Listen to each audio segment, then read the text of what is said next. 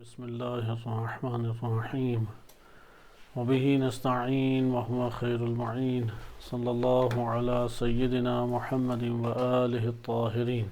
اللہم صلی علی محمد وآل محمد وعجل۔ قرآن کریم و روایات اہل بیت علیہ السلام کی روشنی میں آپ کی خدمت میں شیطان و ابلیس اور ان کے اوصاف و احوال کا موضوع پیش کیا جا رہا تھا۔ ہم قرآن کریم کی آیات سے استفادہ کر رہے تھے جس میں استعاذہ کو ذکر کیا جا رہا تھا کہ قرآن کریم نے تاکید اور تکرار سے یہ بات بیان کی ہے کہ خداوند متعال کی بارگاہ میں استعاذہ یعنی پناہ لی جائے شیطان رجیم سے، اور پناہ صرف لسانی نہیں، اگرچہ لسانی بھی ادا کرنا ضروری ہے۔ یہ نہ سمجھیں کہ اگر ہم زبان سے ذکر نہیں کرتے تو وہ اصلاً ذکر ہے ہی نہیں، وہ ذکر ہے لیکن ذکر لسانی ناقص ذکر ہے، کامل نہیں ہے۔ یعنی بہتر جو کلمہ ہے وہ کیا ہے کہ یہ ناقص ذکر ہے۔ اسی طرح یہ ناقص استعاذہ ہوگا کہ فقط زبان سے ہم اللہ کی بارگاہ میں پناہ لیں اور اپنے وجود سے اللہ تعالیٰ کی بارگاہ میں اپنے قلب اور اپنے وجود کو نہ لے کر آئیں۔ آج ہم قرآن کریم کی جس آیت سے آغاز کرتے ہیں کہ اس میں استعاذہ کا ذکر ہے وہ سورہ غافر کی آیت نمبر 56 ہے۔ اس آیت کریمہ میں ارشاد باری تعالی ہوتا ہے ان الذین یجادلون فی آیات اللہ بغیر سلطان اتاہم، وہ لوگ جو اللہ کی آیات میں جھگڑتے ہیں، بحث مباحثہ بیجا کرتے ہیں، جدال کرتے ہیں بغیر کسی دلیل کے جو ان کے پاس آئی ہو، بغیر سلطان۔ بس ایک دفعہ انسان کا بحث مباحثے میں پڑھنا ہے دلیل کے ساتھ، جو دلیل اس کے پاس عقلی یا نقلی طور پہ دلیل موجود ہے۔ وہ لوگ جو بغیر کسی دلیل کے اللہ کے آیات میں جدال کرتے ہیں، جھگڑتے ہیں، الجھتے ہیں کہ ان کے پاس کوئی ایسی دلیل نہیں آئی، ان فی صدورہم الا کبرون، اس خصوصیت رکھنے والے افراد کے وجود میں فقط اور فقط کیا ان کے سینوں میں تکبر ہے، ما ہم ببالغی ہے، وہ لوگ اس جو تکبر کر رہے ہیں یا جو مقصد رکھتے ہیں اس تک پہنچنے والے نہیں ہیں، وہ مکمل ہونے والا نہیں ہے۔ فاستعذ باللہ، آپ اللہ کی پناہ میں آئیں، اپنے آپ کو اللہ کی پناہ میں لے کے آؤ۔ انہ هو السمیع البصیر، اس آیت میں حکم دیا جا رہا ہے فاستعذ باللہ کہ اللہ کی پناہ میں آؤ، اللہ سے پناہ مانگو، یعنی اس کے پاس تم اپنے آپ کو محفوظ کرو، بے شک وہ سمیع بصیر ہے۔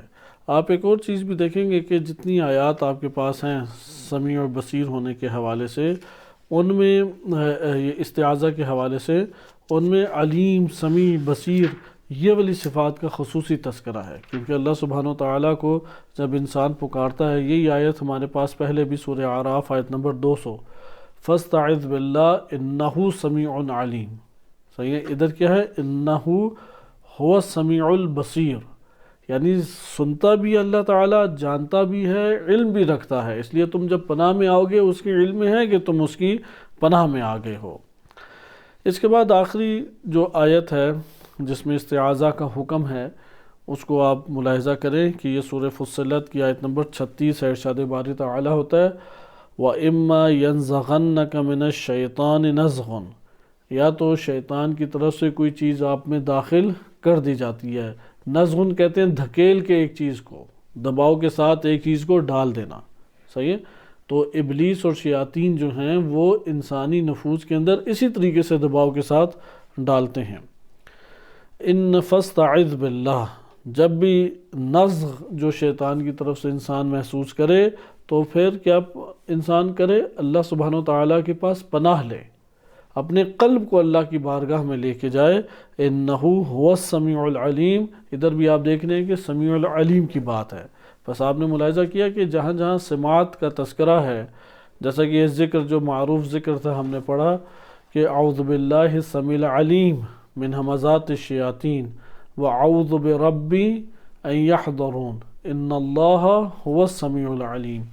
یہ ہمارے پاس جو ذکر ہے فجر کے ٹائم، جیسے عرض کیا تھا سورج طلوع ہونے سے پہلے تکرار سے آپ پڑھیں، 10 مرتبہ پڑھیں، اور اس کو اتنی تاکید ہے کہ اس کا امر دیا ہے امام صادق علیہ السلام نے، ائمہ علیہ السلام نے، اور اس کی اس قدر تاکید ہے کہ اگر رہ جائے تو اس کی قضا کرے۔ اسی طرح مغرب سے پہلے یہ پڑھے، اور اہل سنت میں بھی معتبر طریق سے وارد ہوئے، یعنی یہ وہ ذکر ہے کہ سنی، وہابی، شیعہ، دیوبندی، بریلوی سارے اس بات کے قائل ہیں کہ اسے فجر سے پہلے پڑھنا چاہیے۔ اس کی اہمیت ہے کہ اس قدر یہ اہل اسلام مسلمانوں کی کتب میں آیا ہے کہ اعوذ باللہ السمیع العلیم من ہمزات الشیاطین واعوذ بربی، اور میں اپنے رب کے پاس پناہ مانگتا ہوں، ان یحضرون، کہ وہ میرے پاس حاضر بھی ہوں، ان اللہ هو السمیع العلیم، اللہ سمیع علیم ہے۔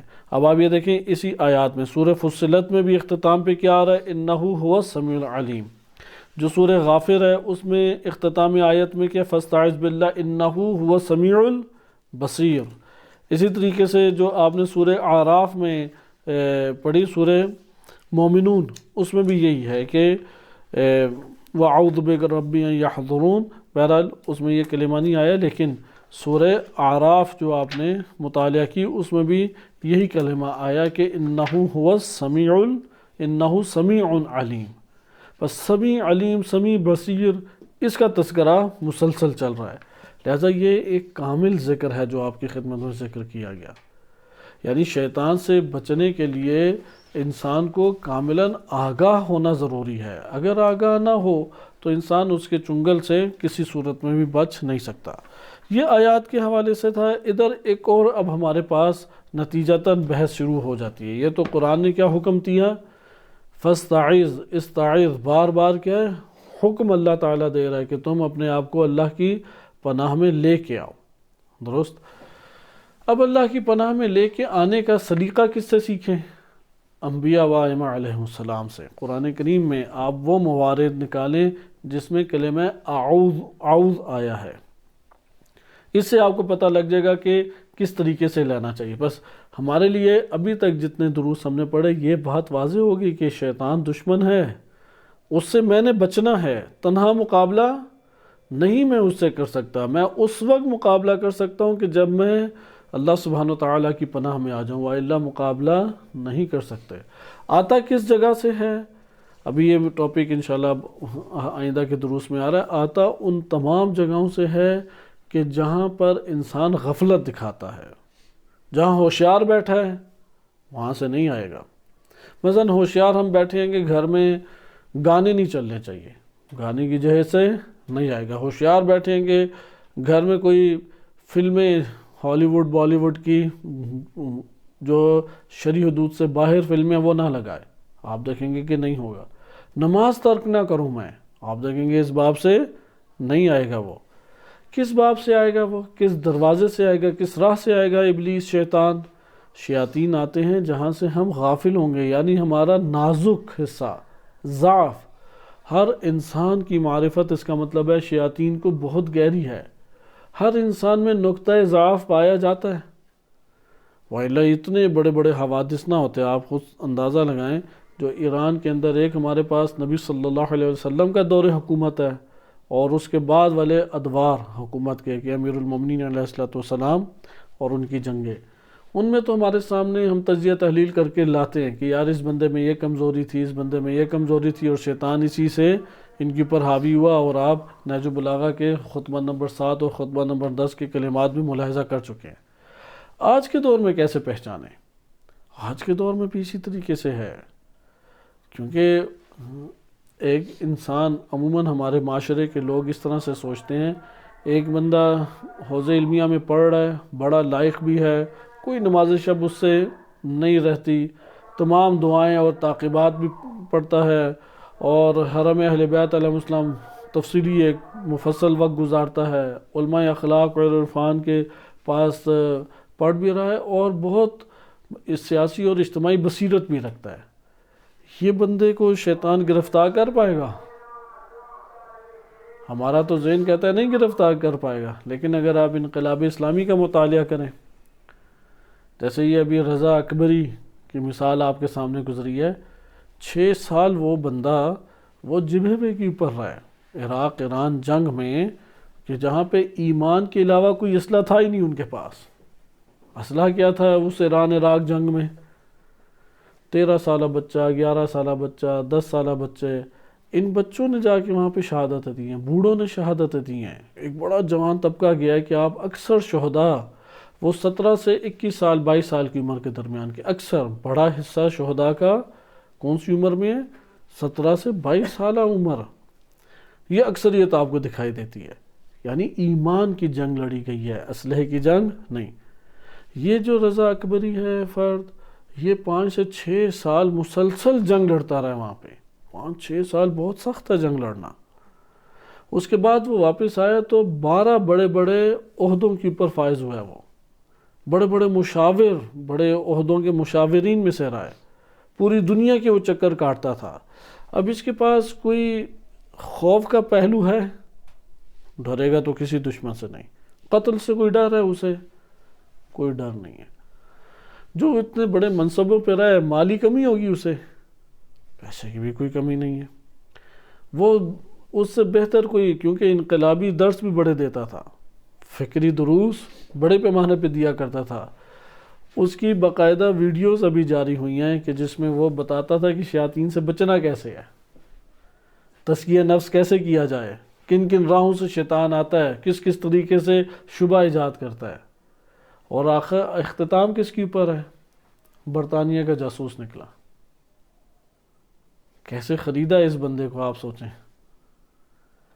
اس سطح کا بندہ کئی بڑے بڑی شخصیات کے شہادت اور قتل میں شریک ہے، جیسے شہید فخری زادے ہیں، دیگر شہداء ہیں. وہ ایک نام ہے شہید فخری زادے، ان کی ساری معلومات اس نے فراہم کی. یہ ایران کی طرف سے دوروں کے اوپر جاتا تھا. یہ کیسے بندہ اغوا ہو گیا سوچیں آپ. کیونکہ اس کے نقطہ ضعف دشمن جانتا تھا. کہاں ہے نقطہ ضعف؟ مطالعہ کرتے ہیں آرام سے وہ بیٹھ کے.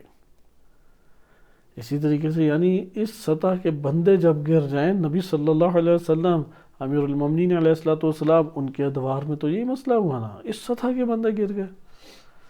ہمارے ہاں تو ایک بندہ گولی چلائے بغیر چکر کاٹ آئے تو ہیرو بنتا ہے، میں تو میدان جہاد سے ہو کے آیا. یہ بندہ 6 سال لڑتا رہا ہے. اسی طرح اور بہت ساری شخصیات ہیں جنہوں نے اجتماعی اور سیاسی موضوع پہ تفسیر لکھی ہے، باقاعدہ تفسیر. درس اخلاق دیا کرتے تھے، نماز شب کے عادی تھے. اسے پکڑا ابلیس نے. پھندے ابلیس کے اتنے خطرناک ہیں. لہٰذا انسان کسی، یہ جو میں نے پہلے معیار بیان کیا، آپ نے کہا نہیں اس سطح کا بندہ نہیں پھسل سکتا. ہم یہی سوچتے ہیں. ہر بندہ پھسل سکتا ہے، ہر فرد پھسل سکتا ہے. کیوں پھسلا؟ غافل ہو گیا، غافل. بار بار یہ کلمہ ذہن نشین رکھیں.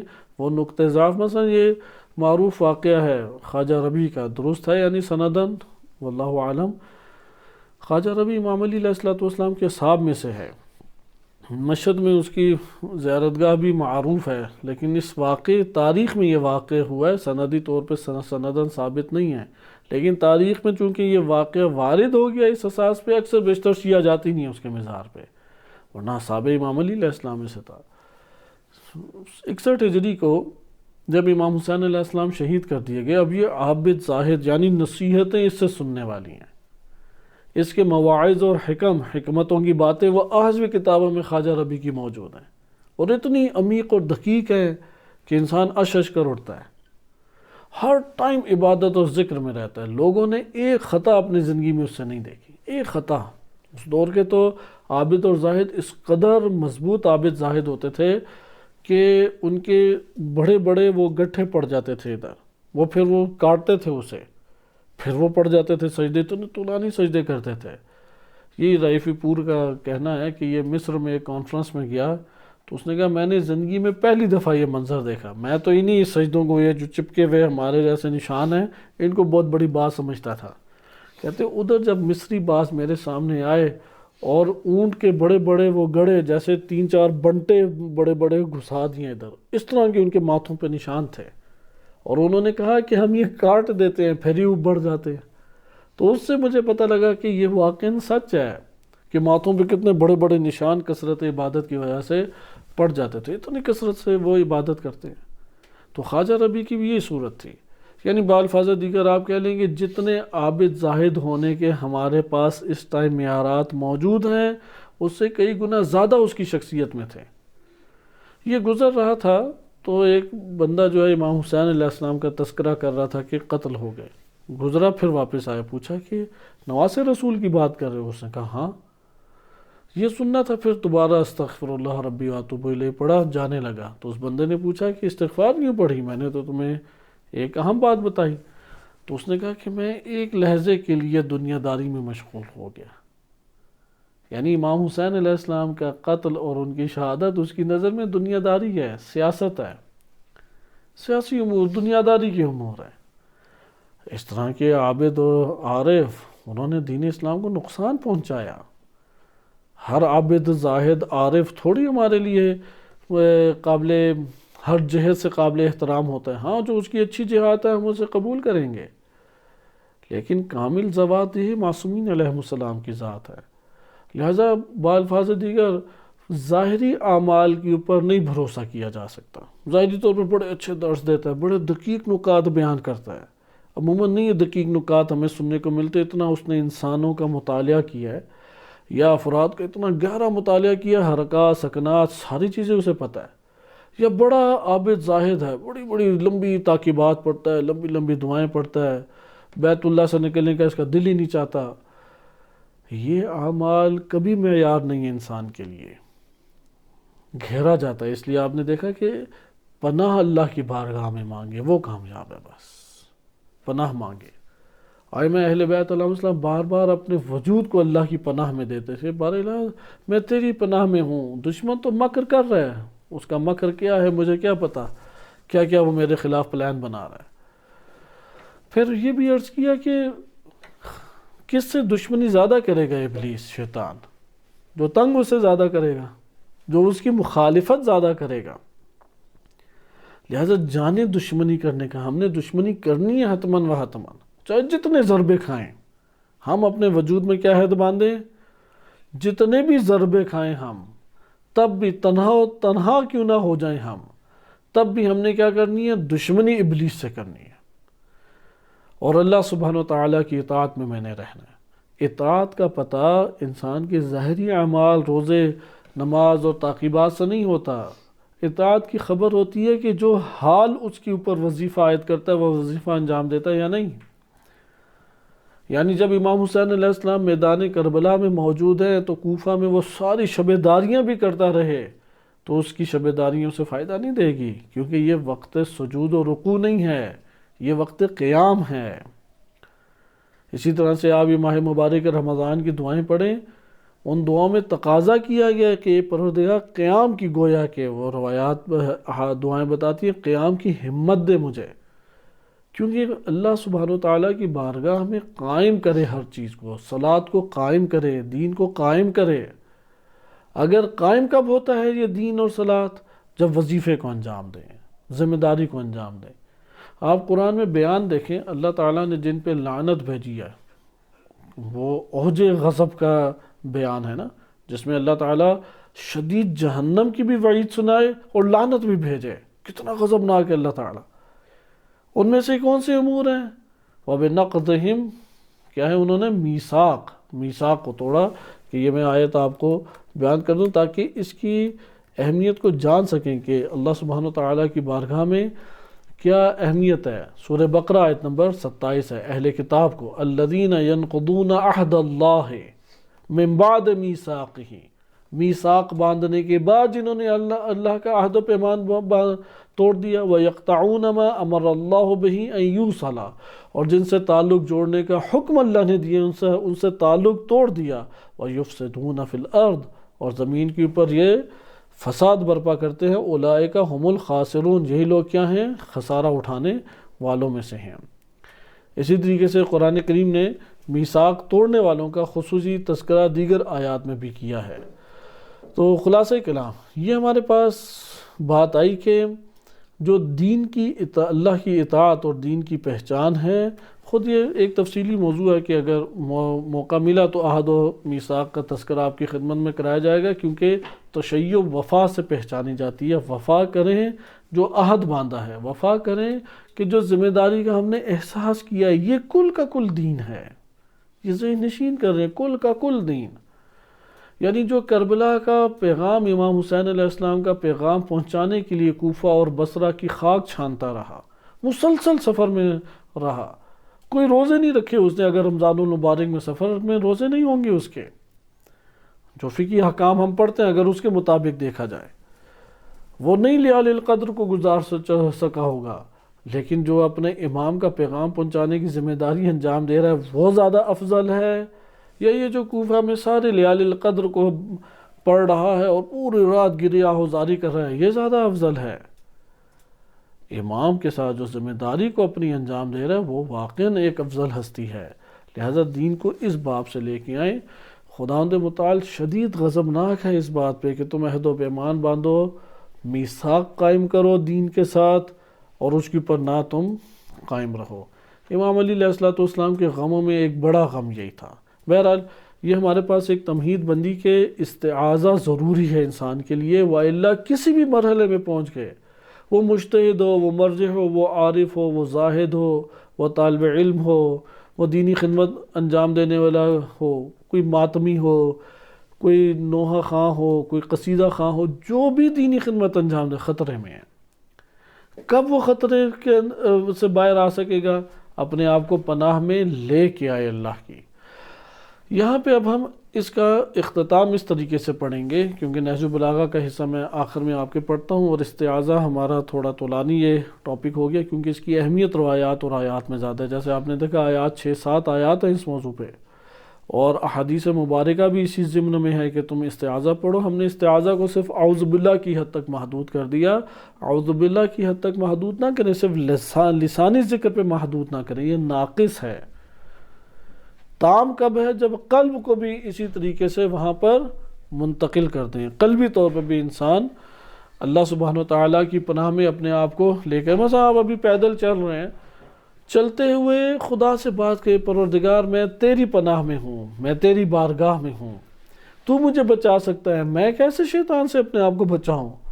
تو نے تو اس کی رسائی ہمارے نفوس کے اوپر دے دی ہے، تو نے الی یوم یبعثون اس سے وعدہ کیا ہے، میں یہ توان اور قوت نہیں رکھتا، اس لیے تو میرا مددگار بن جا، میں تیری بارگاہ میں اپنے آپ کو لے کے آتا ہوں۔ یہ جو اس کی مناجات اور اپنے وجود کے اندر گفتگو ہے، یہ انسان کے لیے اس کی نجات کا باعث ہے۔ اب ہم قرآن کریم سے اس موضوع کا مطالعہ کرتے ہیں کہ پناہ جو مانگی گئی وہ کیسے ہے، یعنی کن کن نے پناہ مانگی اور کیسے پناہ مانگی۔ اس میں سب سے پہلے سورہ آل عمران آیت نمبر 36 آپ کی خدمت میں ذکر کی جاتی ہے۔ یہ ٹاپک یہاں پہ طولانی ہو جاتا ہے، ہم اسے مختصر لے کے جائیں گے، کیونکہ صحیفہ کاملہ میں باقاعدہ دعائے استعاذہ بھی ہے۔ اچھا، اس میں ایک اور نقطہ بھی میں عرض کرتا چلوں، استعاذہ ہوتا کب ہے، اس کے اوپر بھی اپنے وجود میں حساسیت پیدا کریں، اگرچہ اشارہ ہو چکا ہے۔ ہمیشہ استعاذہ اس وقت ہوتا ہے کہ جب مد مقابل مصیبت یا بلا یا حادثہ اس قدر بڑا ہے کہ تنہا انسان مقابلہ نہیں کر سکتا، اسی وقت استعاذہ، یعنی جن چیزوں سے انبیاء و ائمہ علیہ السلام ڈرتے تھے، ہم تصور کر سکتے ہیں کہ امام علی علیہ السلام، حیدر کرار، علی مرتضیٰ علیہ السلام کسی سے ڈریں گھبرائیں؟ تصور کر سکتے ہیں؟ ائمہ اطہار علیہ السلام ڈر جائیں؟ تصور کر سکتے ہیں؟ خوف زدہ ہو جائیں؟ پھر وہ جن سے خوف زدہ ہوں گے وہ کتنی خطرناک چیز ہے، جن سے انبیاء و ائمہ علیہ السلام مثلا فقر سے نہیں ڈرتے تھے، طوفانوں سے، زلزلے سے، قتل سے، موت سے نہیں ڈرتے تھے، تنہائیوں سے نہیں گھبراتے تھے۔ جیسے نہج البلاغہ میں امام علی علیہ السلام کا فرمان ہے، جناب عقیل کو لکھا، جناب عقیل نے خط لکھا کہ آپ کی مانتا تو کوئی نہیں ہے، کیا اکیلے ان سے آپ لڑ بھڑ رہے ہیں، بس چھوڑیں، ان کے حوالے کریں ساری چیزیں۔ تو امام علی علیہ السلام نے پھر جوابی خط لکھا کہ یہ وعلیکم السلام، خواتین جیسی باتیں مجھ سے نہ کیا کرو، آغاز کا حصہ اسی طریقے سے ہے۔ پھر انہوں نے فرمایا کہ آخر میں ایک شعر پڑھا کہ لوگوں کے چھٹ جانے سے علی کی ہمت کم نہیں ہوتی، اور لوگوں کے آپس میں جم گھٹا ارد گرد اکٹھا ہو جانے سے علی کی ہمت بلند نہیں ہوتی۔ لہذا امام علی علیہ السلام نہ تنہائیوں سے ڈرتے ہیں، نہ عدد کی کثرت کو دیکھ کے جوش میں آتے ہیں۔ یہ بہت اہم نکتہ ہے۔ عدد کو دیکھ کے ہر بندہ ہی جوش میں آ جاتا ہے، ہم بھی جوش میں آ جائیں، ادھر ہزاروں لوگ بیٹھے ہوں اور نعرے لگا رہے ہوں۔ بہت سارے تو سید المقامہ سید حسن نصر اللہ حافظہ اللہ تعالی ان سے متاثر اس مجمع کی وجہ سے ہے۔ وہ لبیک یا حسین کہتے ہیں تو پیچھے لاکھوں میں 20-30 لاکھ افراد لبیک یا حسین کہہ رہے ہوتے ہیں، وہ تو اس منظر سے متاثر ہیں، ان سختیوں سے متاثر نہیں ہیں کہ جو انہوں نے صحیح ہیں۔ بچے کی شہادت ہے، پوری جوانی کی قربانی ہے، جوانی انہوں نے اپنی قربان کی ہے، انتھک محنت ہر روز ہے، خطرے کا احساس، جنگوں میں انہوں نے باقاعدہ شرکت کی ہے۔ ایک جنگ حزب اللہ کی نہیں ہے جس میں میدان جنگ میں یہ بزرگوار نہ ہو، جیسے کہ شہید قاسم سلیمانی کا سب سے آخری انٹرویو اس میں انہوں نے بیان کیا، اردو میں بھی ڈبنگ ہوئی بھی ہے اس کی، آپ ضرور سنیں، بڑا خوبصورت اور دلچسپ ہے۔ یعنی یہ شخصیات جو اللہ نے محفوظ رکھی ہیں، یہ اللہ کے خزانے خود اللہ نے محفوظ رکھے ہیں۔ یہ ظہور امام زمان علیہ السلام کے لیے ایک بہترین کمک ہیں، جیسا آیت اللہ مصباح یزدی رحمۃ اللہ علیہ فرمایا کرتے تھے کہ مجھے یقین ہے کہ امام زمان علیہ السلام کے اس وقت کرۂ ارض میں 313 ساتھیوں میں سے ایک سید حسن نصر اللہ ہیں، مجھے اس کا یقین ہے، کیونکہ جو اوصاف بیان کیے گئے ہیں ان 313 کے، وہ اوصاف ان میں بے درجہ اولیٰ موجود ہیں۔ یہ بات ہمارے پاس جب آیا ہوئی تو آیا آپ کے خوف زدہ ہونے والی چیزیں ہیں، بعض ایسی چیزیں ہیں کہ جن سے ائمہ اطہار علیہ السلام، انبیاء علیہ السلام گھبراتے تھے۔ وہ جن سے گھبراتے تھے وہ کتنی خطرناک چیز ہوگی، خود سوچیں آپ، یعنی وہ جس سے گھبرائیں وہ کس قدر خطرناک چیز ہوگی۔ اب آپ اس کا مطالعہ خود کتابوں میں کریں، ان چیزوں سے تو نہیں گھبراتے تھے۔ جنگ ہے کہ امام علی علیہ السلام کے نہج البلاغہ میں فرمان ہے کہ اگر تمام عرب ایکا کر لے، متحد ہو جائے، پورے عرب کے جوان مرد، شجاع، دلیر، بہادر سارے جمع ہو جائیں اور مجھ علی کے مقابلے میں تنہا آ جائیں، تب بھی قسم بخدا میں میدان کو چھوڑ کے نہیں بھاگوں گا، ان سے لڑ پڑوں گا آگے بڑھ کر۔ یہ شجاعت ہے امام علی علیہ السلام کی، اس طریقے سے لڑتے ہیں وہ، جنگ سے، قتل سے، یعنی آج کی زبان بولیں، فوج سے، ایجنسیوں سے، اطلاعات سے، مار کٹائی سے، زندانوں سے، جیلوں سے نہیں گھبراتے امام علی علیہ السلام۔ امام فقر سے، تنہائیوں سے، افراد کے چلے جانے سے، پتہ چلے جائیں گے، نہیں رکنے والے، نہیں گھبراتے، لیکن بعض چیزیں گھبراتے ہیں۔ ہم ان سے گھبراتے ہیں کیا؟ ہمارے ڈر ہی کیا ہیں کہ فقیر نہ ہو جائیں، بیمار نہ ہو جائیں، جیل میں نہ ڈال دیے جائیں، ایجنسیاں اٹھا کے نہ لے جائیں، فلاں مار کٹائی نہ کرے، فوج کے ہتھے نہ چڑھ جائیں، پولیس کے ہتھے نہ چڑھ جائیں، معاشرہ گالم گلوچ نہ کرے، معاشرہ برا بھلا نہ کہنے لگ جائے، ایسی بات نہ کہیں گے علماء اور طلاب اور سارے کے سارے میرے خلاف ہو جائیں۔ ہم ان چیزوں سے ڈرتے ہیں، ائمہ علیہ السلام ان چیزوں سے نہیں ڈرتے تھے۔ پھر کن چیزوں سے ڈرتے تھے؟ آپ یہ صحیفہ کاملہ میں دعا پڑھیں، اللہم انی اعوذ بک من ہیجان الحرص سے، میں حرص کی ہیجان سے گھبراتا ہوں، تیری پناہ مانگتا ہوں، یہ حرص میرے اوپر غالب نہ آ جائے۔ وَصَوْرَةِ الْغَضَبِ، یہ جو غضب میرے اوپر ابلتے پانی کی طرح چھا جاتا ہے، جوش، سورہ کہتے ہیں جوش مارتا ہوا غضب، ہیجان کہتے ہیں، آپ نے ہیجانی کیفیت جانوروں میں دیکھی ہوگی، پکڑا ہی نہیں دیتا، وہ کئی بندے پکڑے تب بھی ہیجانی کیفیت ہے، ایک اس کے اندر لاوا جیسے کہ شہوت کا ابھرا ہوا ہے، وہ شہوت کا لاوا ابھرا ہوا ہے، پکڑا ہی نہیں دے رہا، حرص اس طرح سے ابھرتی ہے۔ وَصَوْرَةِ الْغَضَبِ، یعنی غضب کی اس جوش مارتے غضب کی آگ، پروردگار اس سے پناہ مانگتا ہوں۔ اس لیے یہ ایک طولانی ٹاپک ہے، خود تیار کریں گے بیٹھ کے کہ کن چیزوں سے یہ ہستیاں ڈرتی ہیں اور کن چیزوں سے ہم ڈرتے ہیں۔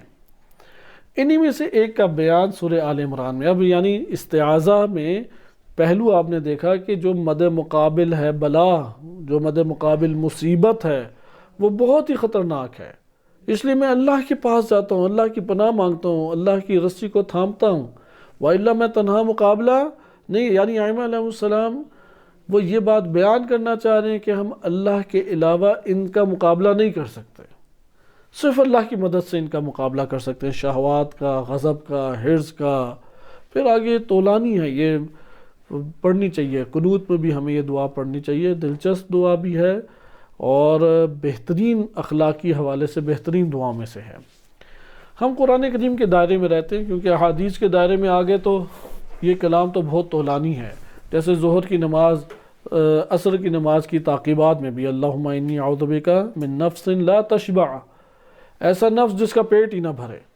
اب ہم یہ پڑھ چکے ہیں حضرت یحییٰ علیہ السلام کا واقعہ، اس میں کیا تھا؟ ابلیس آیا معالیق، اس نے پھندے لٹکائے ہوئے تھے جن پھندوں سے قابو کرتا ہے۔ تو یحییٰ علیہ السلام نے پوچھا، وسائل الشیعہ میں شیخ الریاملی رحمۃ اللہ علیہ نے بھی نقل کیا ہے، یہ ابلیس تیرے وجود کی پر کیا ہے؟ کہا یہ شہوات کے پھندے ہیں، ایک شہوت نہیں، شہوات کے پھندے۔ کہا کہ اس سے کیا کرتے ہو؟ کہا بندوں کو میں پکڑتا ہوں، اپنے پاس لاتا ہوں۔ کہا میرے لیے بھی کچھ ہے؟ انہوں نے کہا ہم آپ کے لیے بھی ہے۔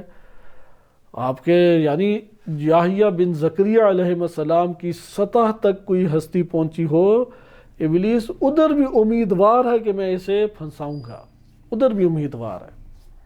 اس قدر اس کی امید کا اندازہ لگائیں۔ تو یحییٰ علیہ السلام نے کہا وہ کیا ہے؟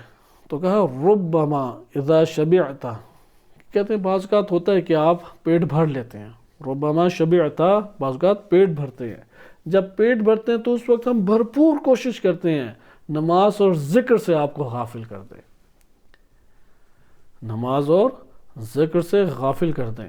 تو تب یحییٰ علیہ السلام نے کیا قسم کھائی؟ میں اے اللہ تیری خاطر یہ قسم کھاتا ہوں، میرے اوپر لازم ہے، واجب ہے، یعنی عہد باندھا، قسم نہیں کھائی، للہ علیہ، میرے اوپر واجب ہے اے اللہ تیری خاطر کہ میں کبھی زندگی میں جب تک زندہ ہوں پیٹ بھر کے نہیں کھانا کھاؤں گا۔ تو اسی وقت ابلیس نے پھر کیا نعرہ لگایا؟ ابلیس نے کہا کہ للہ علیہ، اللہ کی خاطر میرے اوپر لازم ہے کہ میں کبھی بھی کسی مسلمان کو نصیحت نہیں کروں گا۔ اور پھر امام جعفر صادق علیہ السلام نے کیا فرمایا کہ میں جعفر اور آل جعفر ہر دو اللہ کی خاطر اپنے اوپر لازم یہ قرار دیتے ہیں، واجب قرار دیتے ہیں، نہ اس دنیا میں پیٹ بھر کے کھانا کھائیں گے اور نہ ہی دنیا کی خاطر عمل انجام دیں گے، دنیا کی خاطر عمل انجام نہیں دیں گے۔ مثلا نان نفقہ کمانا دنیا کی خاطر نہیں ہے، بیوی بچوں کے امور پورے کرنا دنیا کی خاطر نہیں، لیکن یہ کیا میرے پاس ہے، گاڑی تو ہے لیکن بہترین گاڑی چاہیے۔ اب بہترین گاڑی کے لیے جب بھاگ دوڑ کرے گا دنیا کی خاطر ہے۔ دو غذائیں ہیں کھانے کے لیے، نہیں تیسری غذا کا منظر بھی بڑا خوبصورت ہے، دنیا کی خاطر۔ لہٰذا یہاں پہ بھی آپ نے ملاحظہ کیا اللہم انی اعوذ بک من نفس لا تشبع۔ انبیاء و ائمہ علیہ السلام گھبراتے تھے بھرے پیٹ والے بندے سے، ڈرتے تھے، موت سے نہیں ڈرتے، زندانوں سے نہیں ڈرتے، تشدد سے نہیں ڈرتے، لیکن اس سے ڈرتے تھے کہ اللہ ایسا پیٹ بھرتا ہی نہیں ہے، نہ معدہ بھرتا ہے، نہ جنسی پیٹ بھرتا ہے، نہ آنکھ کا پیٹ بھرتا ہے، نہ کان کا پیٹ بھرتا ہے، نہ باتوں سے اس کا بول بول کے وہ پیٹ ہی نہیں اس کے وجود کا بھر رہا۔ ایسے نفس سے گھبرا جاتے تھے۔ وَمِنْ عِلْمٍ لَا يَنْفَعُ، ایسے علم سے گھبراتے تھے۔ آپ کہیں گے علم سے گھبرانا، وہ تو خود مدینہ تو العلم وعلی بابها، صحیح ہے، ان کی تو سب سے اعلیٰ ترین جو کمال اور فضیلت ہے وہ کیا ہے؟ علم۔ تو علم سے کیوں ڈر رہے ہیں؟ کیونکہ علم سب سے بڑا حجاب بن جاتا ہے۔ امام خمینی فرماتے ہیں علم حجاب اکبر ہے۔ یہ حجاب اکبر کا مفہوم طالب علم کو اپنی زندگی گزرنے کے ساتھ بڑے پیمانے پہ آشکار ہوتا ہے۔ جب بڑی بڑی شخصیات جن کے نام سنے تھے اپنی زندگی میں متاثر تھا، چھوٹے چھوٹے مسائل میں پھسلتے ہوئے دیکھتا ہے، چھوٹی چھوٹی حرکات انجام دیتے ہوئے دیکھتا ہے، تہذیب نفس نہیں ہے، تزکیہ نفس نہیں ہے، چھوٹے چھوٹے مسائل میں یعنی درمیانی قسم کا امیر بندہ آیا، پورا رنگین دسترخوان حاضر، خالص مومن سوال کرنے کے لیے آیا، اسے سلام بھی نہیں کیا۔ تو چیزیں آہستہ آہستہ رواج پاتی چلی جا رہی ہیں۔ سارا استفادہ ایک جگہ سے کر لیا اپنی زندگی کا، پڑھائی کے اعتبار سے، دنیا کے اعتبار سے، مقصد پورا ہو گیا، اس کے بعد ایک چھوٹی سی بات کے اوپر ناراض ہو کے ہمیشہ کے لیے تعلق توڑ دیا۔ کہیں گے یار یہ کیسا بندہ ہے، ایسا تو ہم نے دنیا میں کسی کو نہیں دیکھا۔ وہ حل جزاء الاحسان الا الاحسان، اس آیت کو تو یاد رکھتا ہے، عام دنیا دار بندہ یاد رکھتا ہے کہ یار میں نے اس کے سامنے زانویہ تلمس طے کیے تھے، یہ میرے لیے ولی نعمت اس زمین کی پر اللہ تعالیٰ نے اسے بنایا تھا، اس کے ذریعے سے نعمات مجھ تک پہنچائی، عزت اور آبرو کی حفاظت اس کے ذریعے سے اللہ تعالیٰ نے میری کی۔ جب میرے معدے خالی ہوتے تھے خدا نے اس جگہ کو وہ سبب بنایا کہ میری یہ بھوک کا خاتمہ ہو۔ جب کہیں میرے لیے امن و امان نہیں تھا، یہ جگہ میرے امن و امان کا سبب بنی، یہ میری عزت کے بچاؤ کا سبب بنی۔ اور چھوٹی سی بات اور گلہ لے کے رخ پھیر کے چلا جائے۔ لہذا یہاں پہ آپ نے دیکھا علم ہے حجاب اکبر، وہ جو علم لیتا رہا ہے وہ ایک حجاب ہے اس کی زندگی میں۔ اسی طرح والدینوں کے ساتھ کرتے ہیں، ایک چھوٹا سا مسئلہ والدین کو ترک کر کے چلے گئے، وہ اپنے آپ کو مظلوم سمجھ رہا ہے اور دن رات اس کے اوپر لعنتیں پڑ رہی ہیں فرشتوں کی طرف سے۔ عاقل والدین 3 ایسے گناہ ہیں کہ جس کی سزا اللہ تعالیٰ تیزی سے دیتا ہے، تاخیر نہیں کرتا۔ ان میں سے ایک عاق والدین ہیں، حتیٰ کہ استاد کو والدین کے درجے میں رکھا گیا۔ عاق والدین، عاق جسے والدین کر دیں اس کی سزا تیزی سے آتی ہے، جتنا اپنے آپ کو مظلوم قرار دے وہ۔ لہذا ملاحظہ کیا کہ علم حجاب اکبر کیوں بنتا ہے؟ وہ دن رات علم کی گتھیاں سلجھا رہا ہے، اصطلاحات کو درست کر رہا ہے، اور اللہ کی طرف توجہ ہی نہیں ہے اس کی۔ کیوں علم حاصل کرنے پتہ ہی نہیں ہے۔ علم حاصل کر کے کیا کرو گے نہیں پتہ، کیونکہ اپنے علاقے میں جا کے کیا کرو گے نہیں پتہ، کسی چیز کا پتہ ہی نہیں ہے اسے کو آئے کیوں تھے، کہتے یہ بھی نہیں پتہ کیوں آیا، بس بھیج دیا گیا میں۔ جیسے ہوتا ہے نا بندوں سے پوچھیں کس کی تقلید کرتے ہو، کہتے فلاں مجتہد کی، کیوں؟ والد صاحب نے کرا دی تھی۔ وہ بڑے ہونے تک نہیں پتہ ہوتا کیوں کرتا رہا ہوں میں اس کی، والد کرتے ہیں تو میں بھی کرتا ہوں۔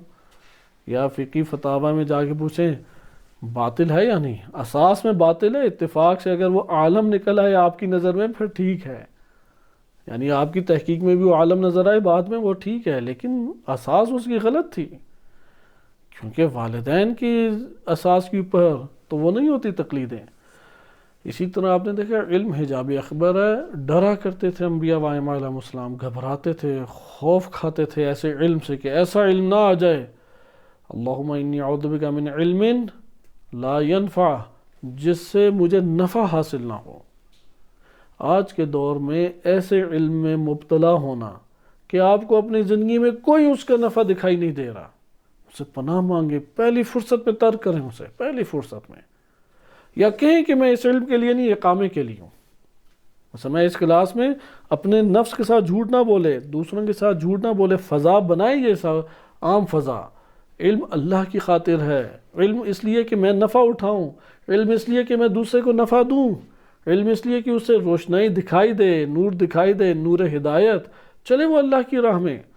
مجبور ہو جاتا ہے ایک ایسی کلاس پڑھنے میں، اسے کوئی اس کا فائدہ نہیں دکھائی دے رہا کہ میں تو مجبوری میں پڑھ رہا ہوں تاکہ میں اس ادارے میں رہ سکوں، کہ پرملا طور پہ ٹھیک ہے، ایک ادارے میں فلاں اسکول میں، فلاں یونیورسٹی میں، فلاں مدرسے میں رہ سکوں اس لیے یہ پڑھ رہا ہوں، علم میں نہ پڑھتا، کیونکہ کیوں نہ پڑھتے؟ جواب دے کے علم غیر نافع ہے میرے لیے، میں تو اسے اپنی جگہ پہ علم ہوگا کسی کے لیے نافع، مثلا فزکس، کیمسٹری، میتھمیٹکس، یہ سارے نافع علوم ہیں، لیکن میں اپنی زندگی میں ہر علم کا احاطہ نہیں کر سکتا۔ میرے لحاظ سے ابھی یہ نافع نہیں ہے، میرے لحاظ سے نافع نہیں ہے، میں اسے ترک کروں۔ معاشرے کے لیے نافع نہیں ہے، ترک کروں۔ اگر ایک معاشرے کی ضرورت ہو علم اور اس ضرورت کو پورا کرنے والے افراد مہیا نہ ہوں تو شرعاً کیا فتویٰ ہے مراجع نظام کا؟ پورے کے پورے معاشرے پہ شرعاً واجب ہے، واجب کفائی ہے کہ جب تک ضرورت پوری نہیں ہوتی سب لوگ اس علم کو حاصل کریں۔ کیوں؟ اس میں بھی مقصد کیا تھا؟ معاشرے کو نفع حاصل ہو۔ لہٰذا آئیں اب آپ اسی سے منتقل ہو جائیں قرآنی آیات میں۔ یہ صرف میں نے ایک آپ کی خدمت میں تذکرہ کیا آیات، روایات اور دعاؤں کا، کہ یہ موضوع آپ خود تیار کریں، طولانی موضوع، اگر فہرست بنا دیں بہت خوب، یعنی انبیاء، دوبارہ ایک جملہ میں تکرار کر لوں تاکہ اس کی حساسیت نفس میں پیدا ہو۔ انبیاء و ائمہ علیہم السلام جنگوں سے نہیں گھبراتے تھے، تنہائیوں سے نہیں گھبراتے تھے، جیلوں سے، ایجنسیوں کے تشدد سے، اغوا سے، فوجیوں سے، کرنیلوں جرنیلوں سے، لوگوں کے گالم گلوچ سے، لوگوں کے تانوں سے، پورے معاشرے کے مخالف ہو جانے سے نہیں گھبراتے تھے، نہیں ڈرتے تھے۔ کس سے ڈرتے تھے؟ ایسا نفس جس کا پیٹ ہی نہ بھرے۔ ہیں ایسے افراد، ان کا جنسی پیٹ ہی نہیں بھرتا، ایک کے بعد ایک گناہ، ایک کے بعد ایک گناہ. بعض کا کھانے کا ہی نہیں پیٹ بنتا، ہر ٹائم کھاتے رہتے ہیں. جیسے روایات ہم نے پڑھی وسائل الشیعہ کی، کثرت الاکل مکروہ، شرعاً مکروہ ہے پیٹ بھر کے کھانا. اسی طریقے سے کہ اذا شبع طغا، جب بھی پیٹ بھر جاتا ہے طاغوتیت اوپر چڑھ جاتی ہے، اب پکڑنے پڑتی ہے. اگر پیٹ بھر جائے تو طاغوتیت آئے گی، سمجھ لے کہ اندر ٹکراؤ بھی سخت ہے. لہذا اس سے ڈرتے تھے، غیر نافع علم سے ڈرتے تھے، ایسی دعا سے ڈرتے تھے جو اوپر نہ جائے، ایسی نماز سے پڑھتے تھے کہ جو قبول نہ ہو. لہذا اسی طریقے سے آئے اب ہم قرآن میں، ہم صرف قرآن کے دائرے میں دیکھیں گے کس کس سے وہ گھبرائے ہیں. ہمیں گھبرانا چاہیے، نہیں گھبراہٹ ہوتی، ہم پھر ان کے مکتب کے نہیں ہیں. صحیح ہے، صرف ایک سٹیکر لگایا ہوا ان کے مکتب کا، وائلہ اس میں ڈھلے ہوئے نہیں ہیں. ہوتے تو ہم بھی گھبراتے نا، اگر ان کے مکتب کے فرزند ہوتے تو ہم اس میں گھبراتے. اس لیے اگر کسی کو نہیں ڈر لگتا بھرے پیٹ سے، کسی کو ڈر نہیں لگتا علم غیر نافع سے، کسی کو گھبراہٹ نہیں ہوتی دعائیں غیر مسموع سے جو سنائی نہیں دی جاتی اللہ کی بارگاہ میں، نماز غیر مقبول سے کوئی گھبراہٹ نہیں ہے، آرام سے زندگی بسر کر رہا ہے، تو سمجھ لیں کہ یہ صرف سٹیکر اس نے لگایا ہوا ہے، اندر سے ناقص برانڈ ہے، یہ صحیح مکتب کا پیرو نہیں ہے. سورہ آل عمران آئے، آیت نمبر 36 کو مطالعہ کریں. فلما وضعتها، جناب مریم علیہ السلام کہ قرآن نے ان کی ہستی کو پاکیزہ ترین ہستی، طاہرہ اور صدیقہ قرار دیا ہے. اس درجے کی ہستی پہ اللہ نے آزمائش بھی تو عجیب ڈالی. یہ آزمائشیں بڑی سخت ہیں. یہ جو خداوند متعال نے انبیاء علیہ السلام کے قصے اور مختلف واقعات رکھے ہیں، وہ ہماری ہدایت کے لیے ہیں، اور ان ہدایت کے لیے جو اس کرۂ ارض کے اوپر سب سے بڑی آزمائشیں شمار ہوتی ہیں. ان سب سے بڑی آزمائشوں میں ان ہستیوں کو نمونہ عمل بنائے بغیر کبھی بھی انسان کامیاب نہیں ہو سکتا، یعنی نہیں نکل سکتا. انبیاء علیہ السلام کو اگر نمونہ عمل قرار نہ دے. ان میں سے ایک ہستی یہ ہے کہ مثلاً اس دور میں عبادت گاہ میں خاتون کا جانا ممنوع تھا.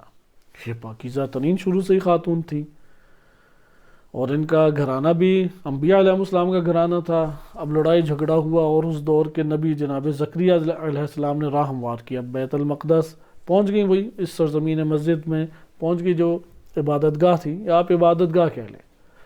ادھر عبادت گاہ میں عبادت انجام دیا کرتی تھی. اب لڑائی کس سے ہوئی تھی؟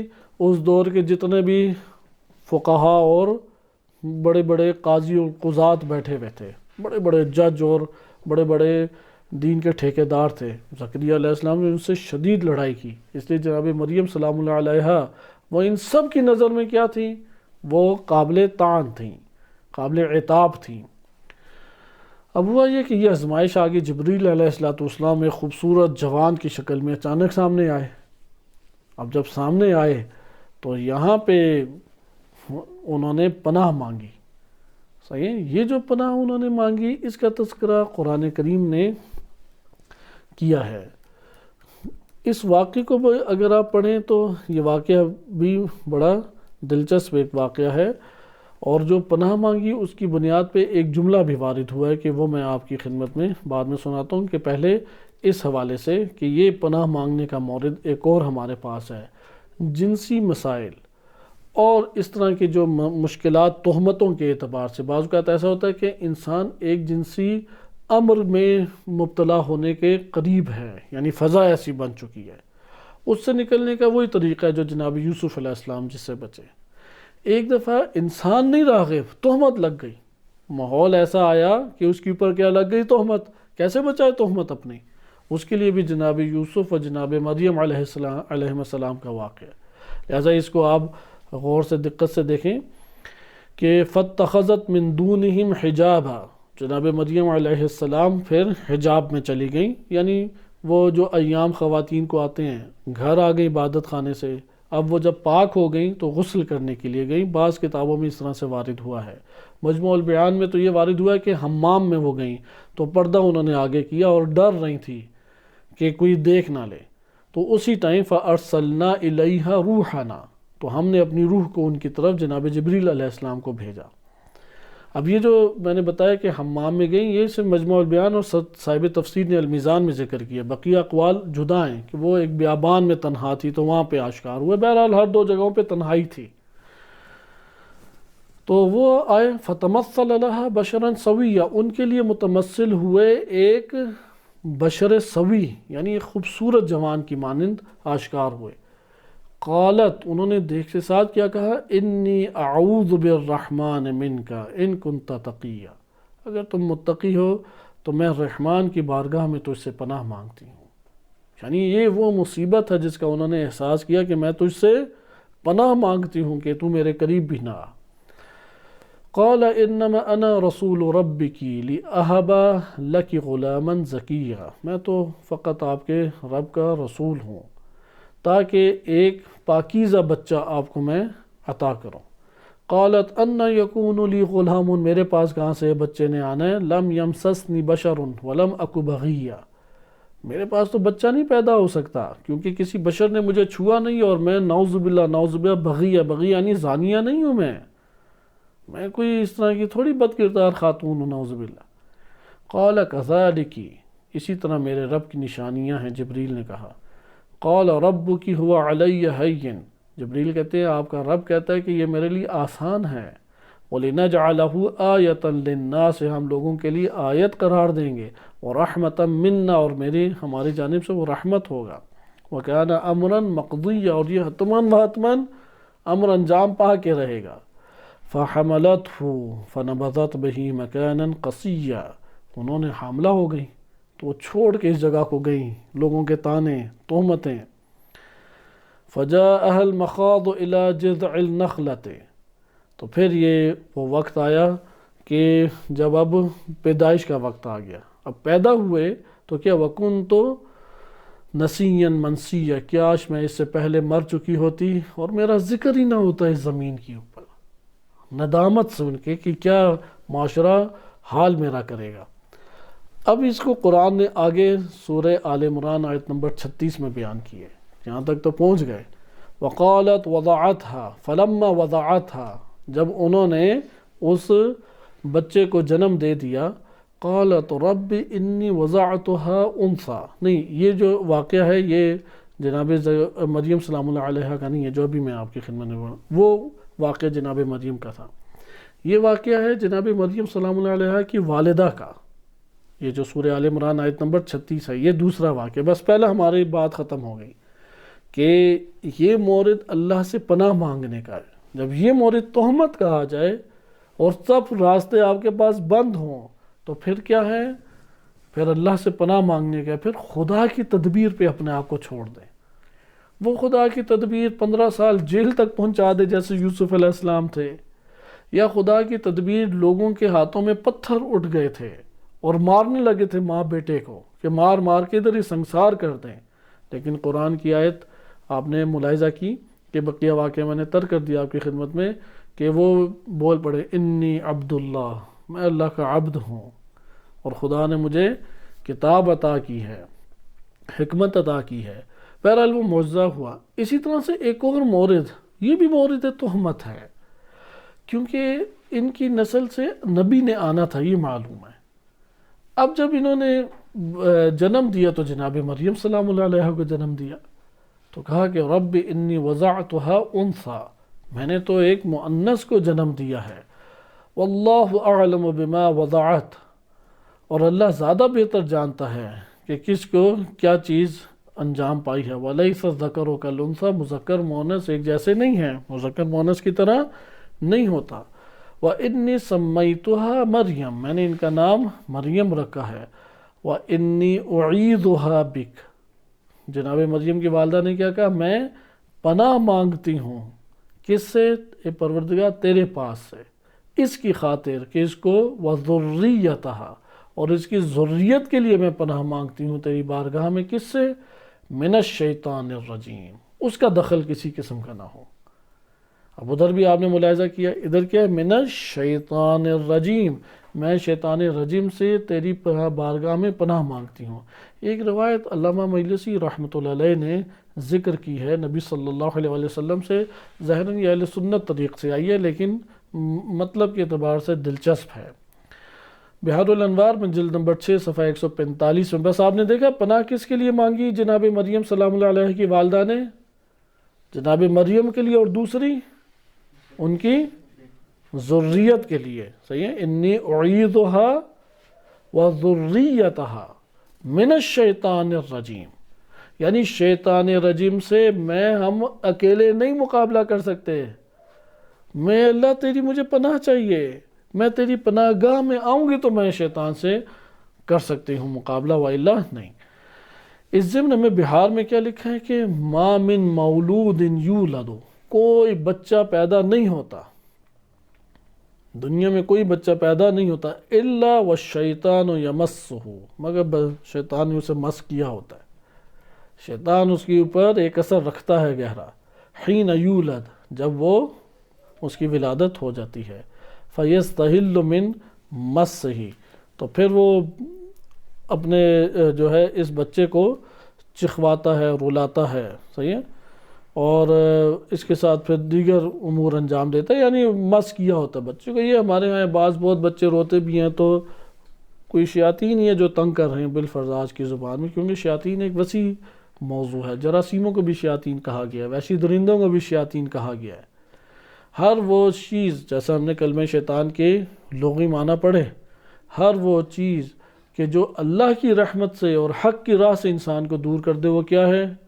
وہ شیطان ہے۔ جو بھی اللہ کی راہ سے، اللہ کی رحمت سے، راہ حق سے دور کر دے۔ بہرحال الا مریم و ابنہا، یہ دو ہستیاں ایسی ہیں کہ جب ولادت ہوئی ہے تو شیطان مس نہیں کر سکا۔ کیوں؟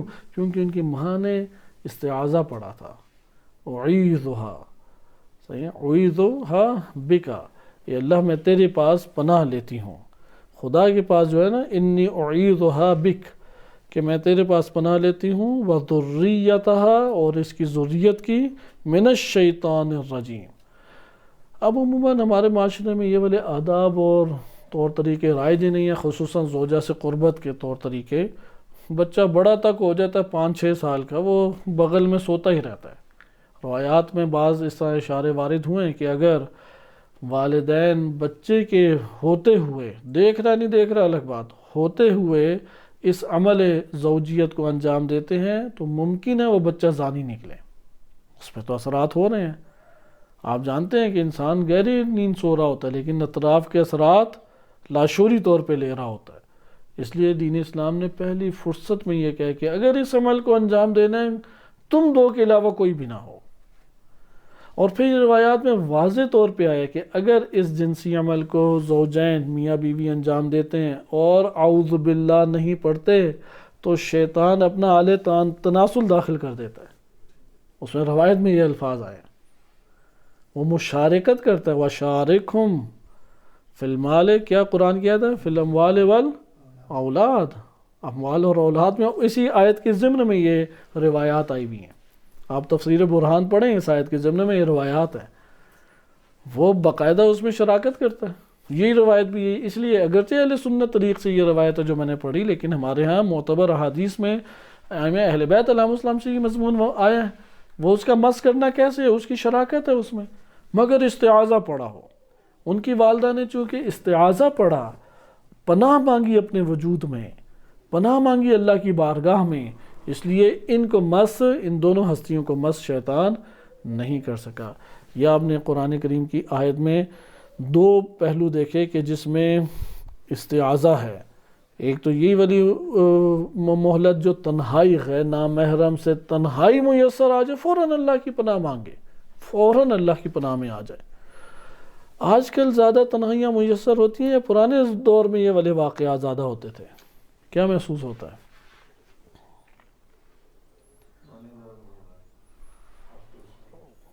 موبائل پہلے تھا یا آج تھا؟ موبائل سے بڑھ کر آج کے دور میں کون سا نامحرم ہے انسان کے لیے؟ وہ تو جو آیت اللہ گوگل ہے، آپ کے ارادے کو آپ کے ایک دو لفظوں سے ہی جان لیتا ہے، وہ پھر سب کچھ وہ پھینکتا ہے آپ کے سامنے۔ یہ تو ہمارے آس پاس سارے تحقیق کرتے ہوئے آپ کوئی لفظ لکھنا چاہ رہے ہیں، وہ لفظ اس برائی کی دنیا سے مشابہ ہے، تو ابھی آپ آدھا لکھ پائے ہیں تو نیچے وہ شیاطین کا ڈھیر ہوتا ہے، اور انسان نیچے اگر دیکھنے لگ جائے تو ہاتھ اسی طرح جام ہو جاتے ہیں، اور پھر زیادہ دیر دقت کرے تو پھر ان کے مطابق چلتے ہیں، جیسا اس نے اپنے وجود میں حوالے کیا ہے، شیطان کے وسوسے کو حوالے کیا ہے، تو شیطان تو کنٹرول کر لے گا۔ جیسے ہم نے دیکھا کہ التقام کرتا ہے ابلیس، نگل جاتا ہے، پوری روح کے اوپر قابض آ جاتا ہے، پھر چلاتا ہے اس سے۔ لہٰذا یہ آپ نے ملاحظہ کیا کہ آج کے دور میں نامحرم سے زیادہ خلوتیں ہیں، اس لیے خلوت ہو تو اعوذ باللہ پڑھیں، اعوذ بکا من کا، اعوذ باللہ اعوذ بالرحمن من کا، موبائل سے کہ میں تجھ سے پناہ مانگتا ہوں، اس لیے تو باہر ہی رہے تو ٹھیک ہے، پاس ورڈ کبھی نہ لگائیں، صحیح، کیونکہ ہم کوئی دفاعی اداروں سے تو تعلق نہیں رکھتے کہ پاس ورڈ لگائیں اول۔ پھر اس کے بعد کیا ہوتا ہے، اس میں کوئی ہماری ایسی نامحرموں کی تصویریں تو رکھنی نہیں چاہیے۔ اس وقت سب سے زیادہ بلیک میل موبائل کے ذریعے ہوتا ہے، آپ جانتے ہیں کہ اکاؤنٹ بنائے بغیر تو موبائل چالو ہی نہیں ہوتا، چلتا ہی نہیں ہے۔ اکاؤنٹ بناتے ہیں تو وہ جب پہلا پاس ورڈ لگاتے ہیں وہ ساری چیزیں ٹرانسفر ہوتی ہیں، اس لیے کبھی بھی نہ تصویر کھینچنی چاہیے، نہ تصویریں نامحرموں کی رکھنی چاہیے اس میں۔ اب کیا ضرورت ہے پاس ورڈ لگانے کی؟ ہاں، وہ پاس ورڈ اگر لگانے ہیں، کوئی عالم ہے، بڑے اہم فون نمبرز ہیں تو ٹھیک ہے، ایک عام سادہ زندگی بسر کرتے ہوئے کوئی حاجت نہیں ہے۔ یعنی اگر کسی کو نہیں ہے انٹرنیٹ سے کام، اور خصوصی روابط یعنی جو ہدایت کی امور کے لیے انجام دینا چاہتا ہے وہ نہیں ہے، سادہ موبائل استعمال کرے۔ ابھی تو ٹرینڈ بنتا جا رہا ہے پوری دنیا میں کہ سادہ موبائل بڑی شخصیت کی علامت اب بن گیا ہے، کیونکہ اینڈرائڈ تو اغوا ہو جاتا ہے، بیٹھے بیٹھے صرف نمبر معلوم ہونا چاہیے، اس کا بندے کا نمبر کیا ہے، وہ ادھر سے ہی ہیک کر لے گا۔ ویسے پوری دنیا میں اس ٹائم ہیکنگ سب سے بڑھ کر چل رہی ہے، اب تو بڑے بڑے سسٹم باہر بیٹھ کے ہیک کیے جاتے ہیں، پورے ٹی وی اسٹیشن ہیک کیے جاتے ہیں، ایک چھوٹا سا موبائل تو کچھ بھی نہیں ہے، آپ کا وہ نمبر پوچھے گا۔ یہ ہمارے ساتھ ادھر ایک دوست آئے، انہوں نے یہ کر کے ہمیں دکھایا، اس نے کہا کہ اچھا فلاں کا نمبر بتایا، اس نے دکھایا ہیک کر کے، آرام سے ہیک ہو جاتا ہے۔ یعنی ادھر آپ کسی کا بھی نمبر ہو، اس کا موبائل ہیک ہو جاتا ہے۔ اس لیے یہ نامحرم ہے، اسے نامحرم سمجھیں، محرم اس کو بنانے کے لیے خود شرائط ایجاد کریں، وَإِلَّا اس سے پناہ مانگے انسان۔ قرآن کریم میں اعوذ یہ قرآن کریم میں 7 مرتبہ لفظ آیا ہے، اور جہاں جہاں آیا ہے ان صفات کو مد نظر رکھنا جو ہے نا وہ ضروری ہے۔ ان میں سورہ بقرہ آیت نمبر 67 ہے، میں آخری حصہ اس کا پڑھ دیتا ہوں تاکہ وہ صفات جن سے انبیاء علیہ السلام ڈرتے تھے وہ پتہ لگ جائیں۔ وَإِذْ قَالَ مُوسَىٰ لِقَوْمِهِ، آغاز آپ دیکھیں کہ وہ وقت یاد کرو جب موسیٰ نے اپنی قوم سے کہا إِنَّ اللَّهَ يَأْمُرُكُمْ أَن تَذْبَحُوا بَقَرَةً، کہ اللہ نے تمہیں حکم دیا ہے کہ ایک بکرے کو ذبح کرو۔ قَالُوا أَتَتَّخِذُنَا هُزُوًا، کیا آپ ہمارے ساتھ کوئی مذاق کر رہے ہیں؟ یہ کیا بات ہوئی ہے کہ بکرے کو، گائے کو کیوں ذبح کریں؟ بقرہ یعنی گائے کو ذبح کریں، کیوں گائے کو ذبح کریں؟ قال، موسیٰ علیہ السلام کا یہ جواب تھا، اعوذ باللہ ان اکون من الجاہلین، میں تو اللہ کی پناہ مانگتا ہوں کہ میں جاہلین میں سے ہوں۔ یہ جاہلوں والی حرکتیں ہیں، ہمیں کبھی ڈر لگا جاہلوں والی حرکتوں سے؟ اگر جاہلوں والی حرکتوں سے نہیں ڈر لگتا، اسی طرح استہزاء کرتے ہیں، تو پھر انبیاء علیہ السلام کے پیرو نہیں ہیں، وہ گھبراتے تھے، وہ ڈرتے تھے، وہ اللہ کی پناہ مانگتے تھے۔ اسی طریقے سے سورہ ہود، اس میں آیت نمبر 47 حضرت نوح علیہ السلام کا واقعہ ہے کہ اس میں نوح علیہ السلام کے واقعے میں آپ کو پتہ ہے ان کے بیٹے سے محبت قلبی تو ہوتی ہی ہے، تو وَنَادَ نُوحٌ رَبَّهُ، اپنے رب کو نوح نے پکارا، قال رب ان ابنی من اہلی، میرا بیٹا کیا ہے میرے اہل سے، کیونکہ قرآن نے کہا تھا کہ تیرے اہل کو نجات دیں گے، تو کہا یہ اہل سے ہے۔ وَإِنَّ وَعْدَكَ الْحَقِّ، وہ تیرا وعدہ تو حق ہے کہ تو میرے اہل کو نجات دے گا۔ وَأَنْتَ أَحْكَمُ الْحَاكِمِينَ، اور سب سے بہترین فیصلہ کرنے والا ہے تمام فیصلہ کرنے والوں میں۔ وَقَالَ نوح، قال، اللہ سبحانہ وتعالیٰ نے فرمایا، یا نوح، اے نوح، انہ لیس من اہلک، یہ تو تیرے اہل سے نہیں ہے، انہ عمل غیر صالح، اس کا عمل یہ عمل غیر صالح انجام دے چکا ہے۔ فلا تسألنی ما لیس لک بہ علم، جس کا علم تجھ کو نہیں ہے اس کے بارے میں مت مجھ سے سوال کر۔ انی اعوذک ان تکون من الجاہلین، میں تجھے واعظ کر رہا ہوں، اگر اب سوال کیا تو تو جاہلین میں سے ہو جائے گا۔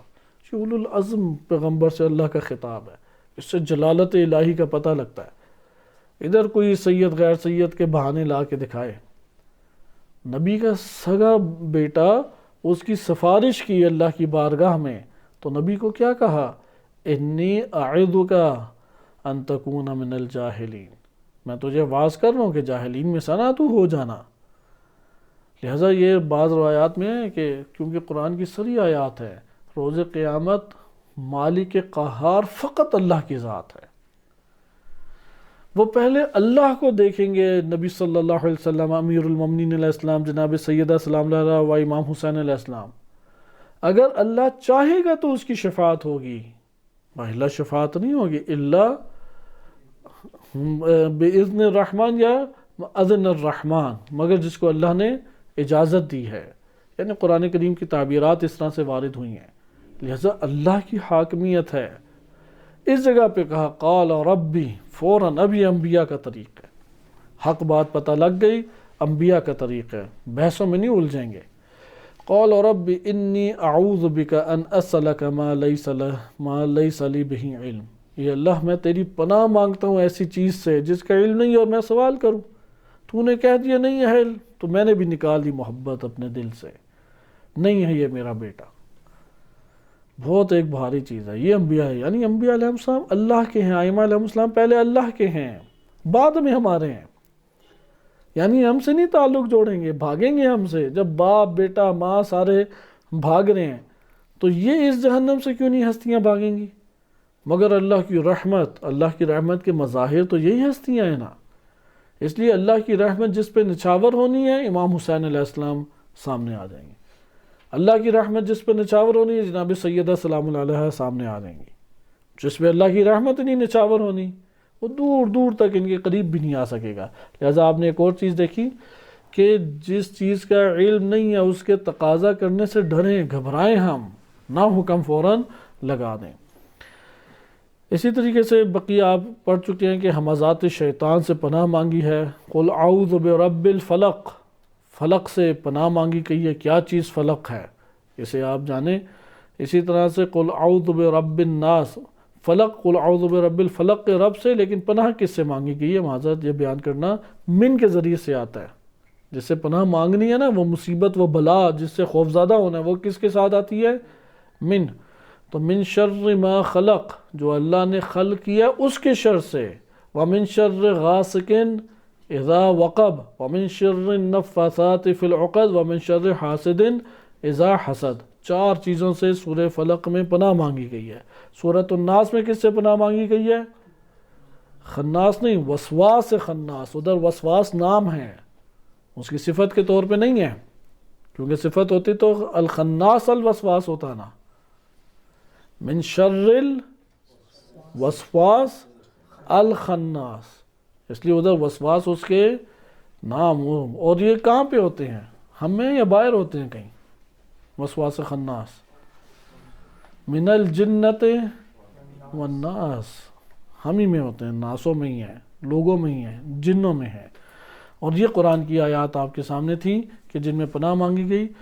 اس جگہ پہ مطلوب یہ تھا کہ خطبہ قاسیہ کا آگے حصہ پڑھا جائے کہ جس میں اللہ تعالیٰ نے ابلیس کو یہ کہا تھا، کیونکہ ہمارا استعاذہ کے حوالے سے یہ موضوع تمام ہوا قرآن کریم کی آیات میں کہ کن چیزوں سے ڈرنا چاہیے، کن چیزوں سے پناہ مانگنی چاہیے۔ جہالت سے پناہ مانگے، نامحرم سے تنہائیوں کی پر فوراً اللہ کی بارگاہ میں پناہ مانگے، ہمزات شیاطین شیطانی وسوسوں سے فوراً پناہ مانگے، وسواس خناس سے پناہ مانگے، مخلوق کے شر سے پناہ مانگے، ومن شر غاسق اذا وقب، ومن شر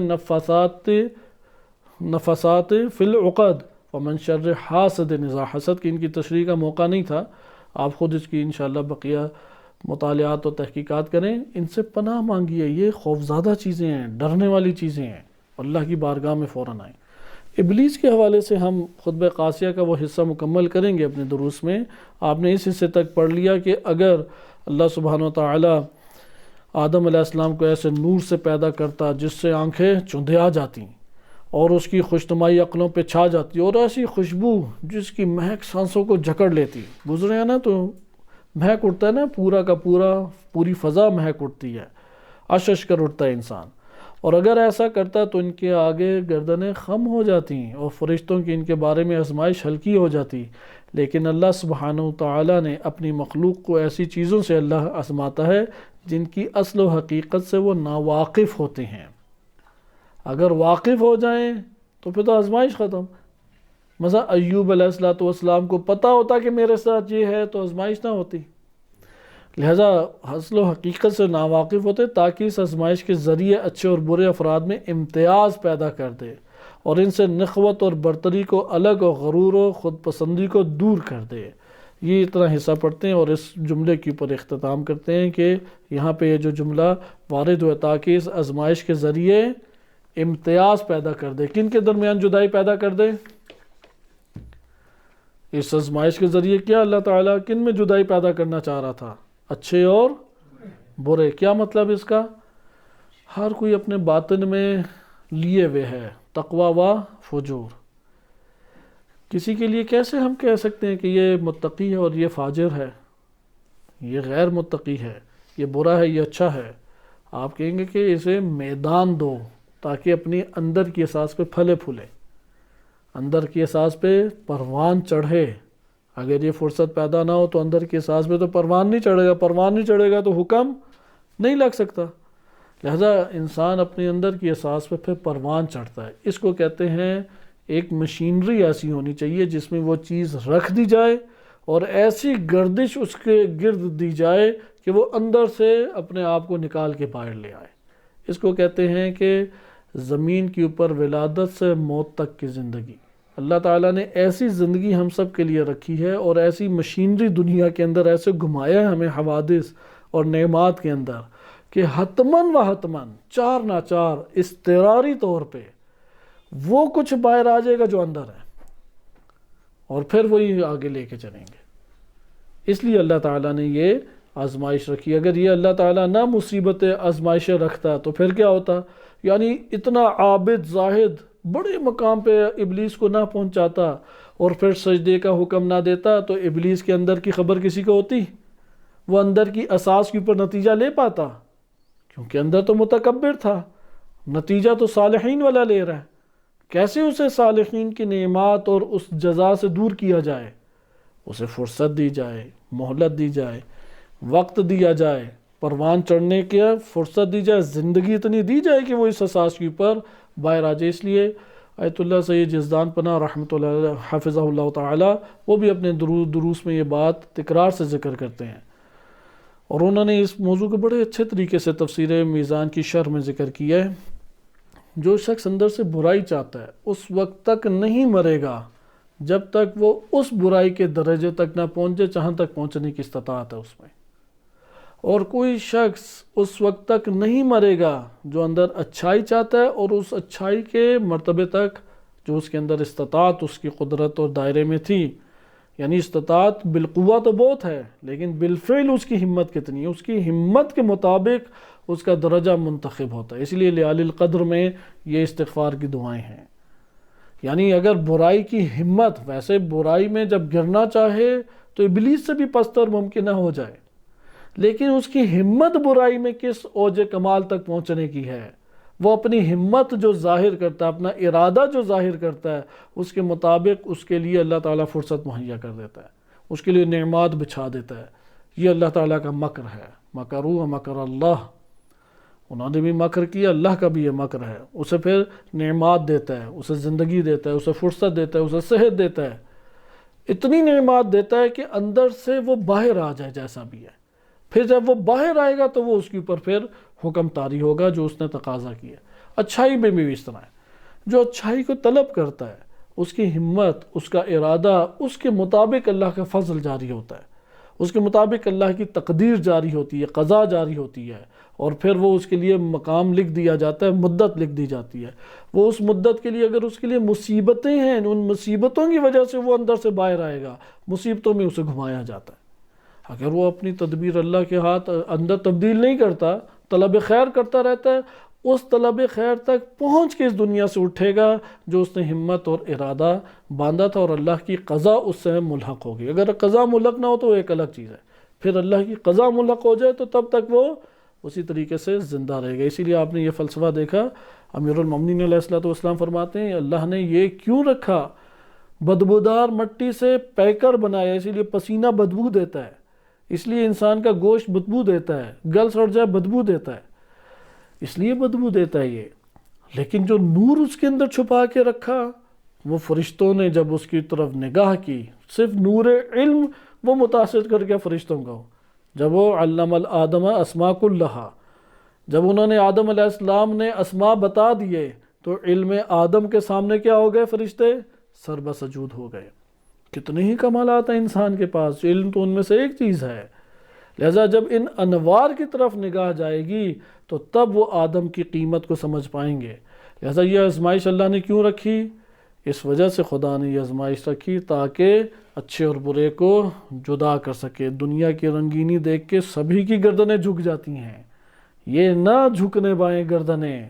اب دیکھیں کہ کون مصیبتوں کے اندر صابر ہے، کون مصیبتوں کے اندر شاکر ہے، کس کو نعمات اکڑ میں نہیں لاتی، نخوت میں، تکبر میں، خود پسندی میں نہیں لاتی۔ زمین کی زندگی کا خلاصہ آج کے دن آپ نے ایک سطر میں ملاحظہ کر لیا، ہم سب کی زندگی یہی ہے۔ مصیبت میں صابر اور شاکر رہیں، اور نعمت میں اللہ سبحانہ وتعالیٰ کے سامنے تواضع سے سر جھکائے رکھیں، نخوت اور تکبر سے دور ہو جائیں۔ صلی اللہ علیہ سیدنا محمد و آلہ طاہرین۔